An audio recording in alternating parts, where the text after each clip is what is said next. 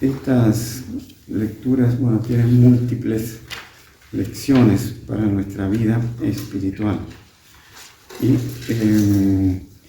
si empezamos por esta primera de los Hechos de los Apóstoles, que viene, es continuación de la de ayer, es cuando San Juan y San Pedro van al templo a las 3 de la tarde para participar de la ofrenda de los animales que el sacerdote hacía a las 3 de la tarde en el templo. En esa época, los que no asistían al templo paraban en sus trabajos a las 3 de la tarde para asociarse a ese sacrificio, que era una prefigura de lo que es la pasión y muerte de Jesús, y una prefigura de lo que estamos celebrando, de la misa, de la Santa Misa.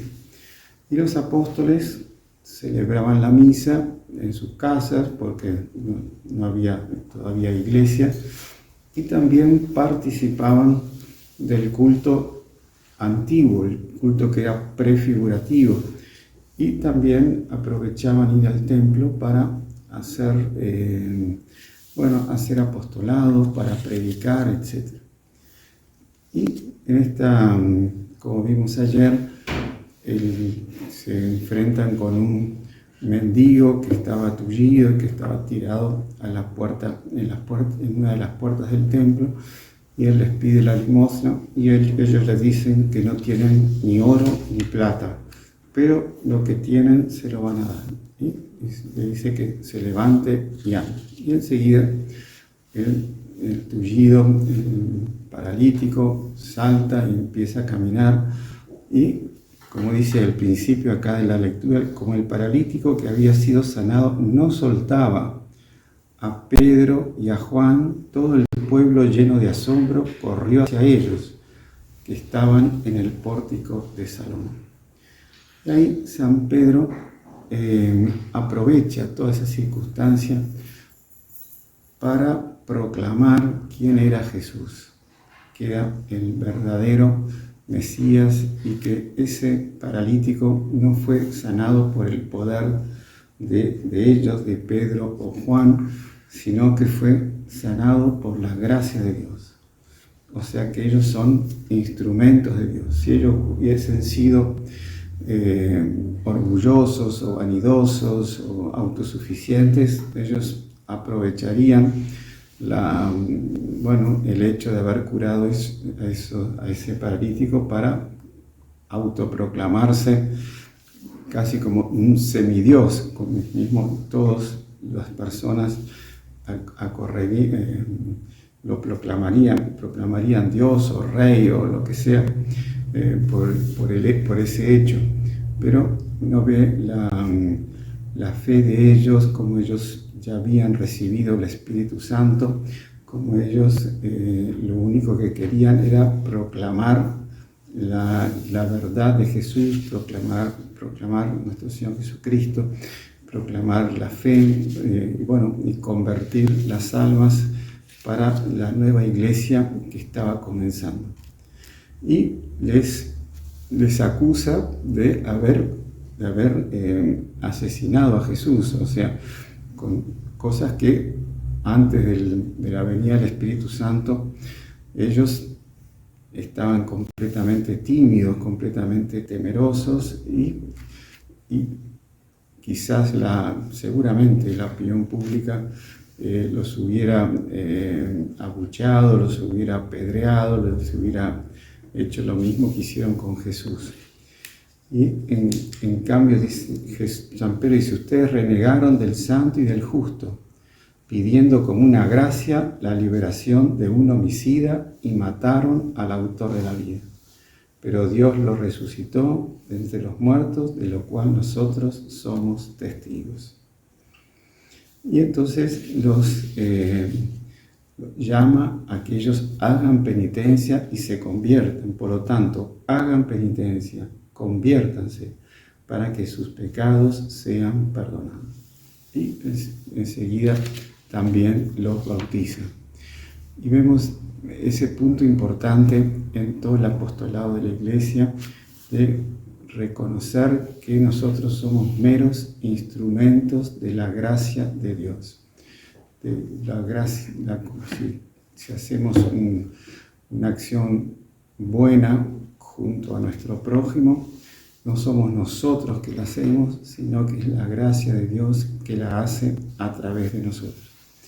Ese punto es muy importante para nuestra vida espiritual, pues si no caemos en el orgullo, en la vanidad, en la autosuficiencia y nos olvidamos de la gracia de Dios. En el Evangelio vemos cómo los discípulos, antes de la venida del Espíritu Santo, los discípulos de Emaús, como habíamos visto ayer, volvieron de Emaús diciendo que habían visto a Jesús. Y cuando retornan, también los otros apóstoles les dicen que Jesús había aparecido a Simón. Y de pronto estaban temerosos en el cenáculo, con las puertas trancadas, por temor a los judíos y a los romanos, y de pronto aparece Jesús y le dice: la paz esté con ustedes. Porque ellos estaban en ese miedo, en ese nerviosismo, en ese temor, y Jesús trata con una bondad enorme de calmarlos, de serenarlos. Dice: atónitos y llenos de temor creían ver un espíritu, o sea, un fantasma. Pero Jesús les preguntó: ¿por qué están turbados? Y se les presentan esas dudas. Miren mis manos y mis pies, soy yo mismo, tóquenme, vean, un espíritu no tiene carne ni huesos, como ven que yo tengo. Entonces tratan de Jesús poco a poco y con una bondad admirable, los va tranquilizando, los va calmando. Jesús no le da ningún reproche por la actitud mala que ellos tuvieron, al contrario, con toda misericordia, trata de aumentarles la fe, calmarlos y, reconstituir la gracia en ellos. Y para que ellos todavía crean, porque todavía les cuesta creer a pesar de estar viendo, le dice: ¿tienen aquí algo para comer? Dice: los discípulos se resistían a creer. Es muy impresionante, esto lo comenta Monsieur Jonclin, la diferencia de reacciones entre los hombres y las mujeres.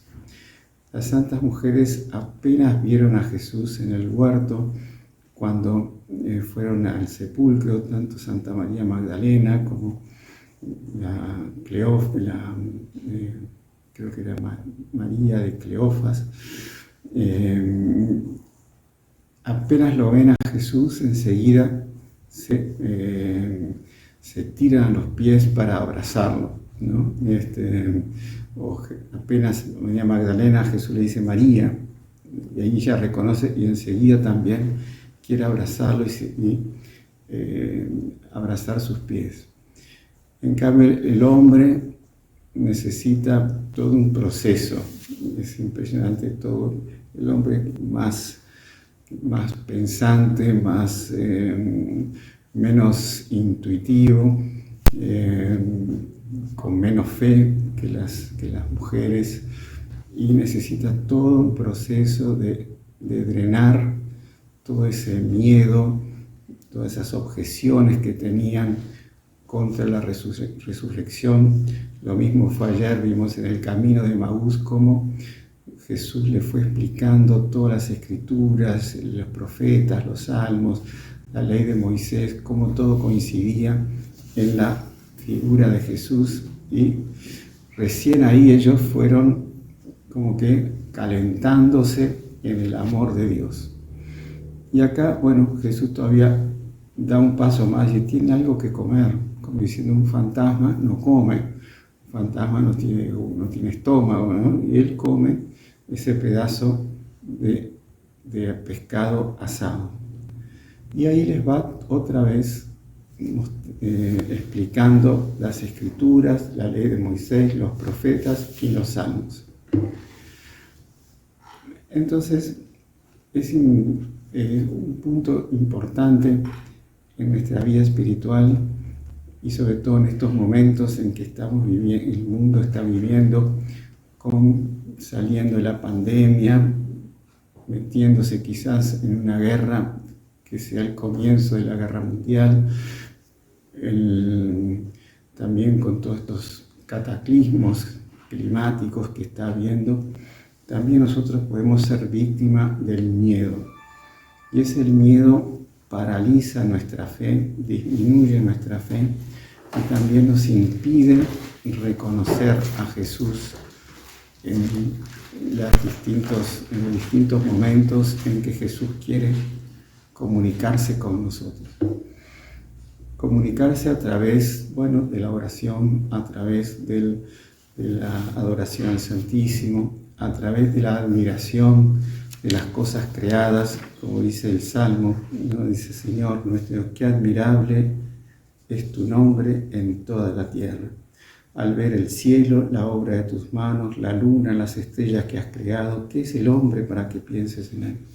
O sea, a través de la creación nosotros podemos llegar, debemos llegar a las cosas de Dios y tener siempre ese espíritu religioso, siempre relacionando las cosas con Dios. Entonces, eso hace que nosotros no seamos víctimas del miedo, del pánico, y que nuestra fe nos ayude a enfrentar todas esas dificultades. Doña Lucilia Correa de Oliveira, la madre del doctor Plinio, era enteramente así. Era una señora que era una ama de casa. Ella tuvo 2 hijos, al doctor Plinio y a su hija, la otra hija que se llama Rosé, y ella todo lo relacionaba, veía todo un sentido religioso a todas las cosas. La gran devoción de ella era el Sagrado Corazón de Jesús.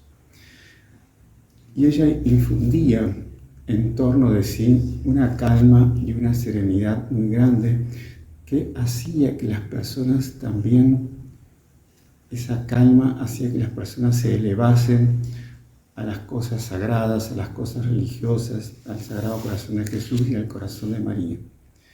Y otra característica de ella era la preocupación por todos los que estaban a su alrededor. 92 años, la persona cuando se va haciendo más vieja, se va haciendo más egoísta y solo preocupándose de sus problemas, enfermedades, dolores, sus mañas. Al contrario, ella no existía, los problemas de ella no existían, sino que continuamente preocupada con los otros. Entonces pidamos a la Santísima Virgen la gracia de siempre estar movidos por la fe, movidos por el Espíritu Santo y dejarnos llevar por la gracia de Dios, así como doña Lucilia también se dejó llevar en una vida común, se puede decir, una vida de una ama de casa, una madre de familia, una abuela también. Su vida corrió en la casa de ella, sobre todo educando católicamente a los hijos, pero en esa vida de todos los días ella continuamente se elevaba al Sagrado Corazón de Jesús. Pidamos esa gracia también para nosotros. Ave María Purísima. Y si le gustó el video, no se olvide de inscribirse en el canal, dejar su like y activar las notificaciones en la campanita para no perderse ningún video del canal. Comente y comparta con sus amigos y familiares.